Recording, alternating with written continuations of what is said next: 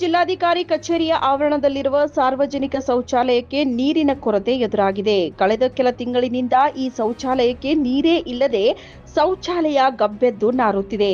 ಪಾಲಿಕೆ ವ್ಯಾಪ್ತಿಯಲ್ಲಿ ಕೆಲಸ ಮಾಡುವ ಪೌರ ಕಾರ್ಮಿಕರು ಆಗಾಗ ಬಂದು ಈ ಶೌಚಾಲಯವನ್ನೇನೋ ಸ್ವಚ್ಛಗೊಳಿಸಿ ಹೋಗ್ತಾರೆ. ಆದರೆ ಶೌಚಾಲಯದ ಒಳಗಡೆ ನೀರೇ ಇಲ್ಲದಿರುವುದರಿಂದ ಕೆಲ ದಿನಗಳಲ್ಲಿ ಮತ್ತೆ ಈ ಶೌಚಾಲಯ ಗಬ್ಬೆದ್ದು ನಾರತ್ತೆ.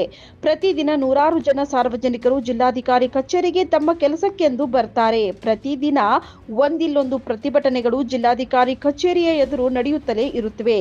ಈ ಎಲ್ಲಾ ಸಾರ್ವಜನಿಕರು ಇದೇ ಶೌಚಾಲಯವನ್ನ ಬಳಸ್ತಾರೆ. ಆದ್ರೆ ಇಲ್ಲಿ ನೀರಿನ ವ್ಯವಸ್ಥೆಯೇ ಇಲ್ಲದಿರುವುದರಿಂದ ಜನ ಹಿಡಿಶಾಪ ಹಾಕುವಂತಾಗಿದೆ. ಜಿಲ್ಲಾಧಿಕಾರಿ ಕಚೇರಿ ಆವರಣದಲ್ಲಿಯೇ ಇರುವ ಶೌಚಾಲಯದ ಪರಿಸ್ಥಿತಿ ಈ ರೀತಿ ಆಗಿದ್ರೆ ಇನ್ನು ನಗರದ ಒಳಗಡೆ ಇರುವ ಸಾರ್ವಜನಿಕ ಶೌಚಾಲಯಗಳ ಪರಿಸ್ಥಿತಿ ಏನಾಗಿರಬಹುದು? ನೀವೇ ಊಹಿಸಿ.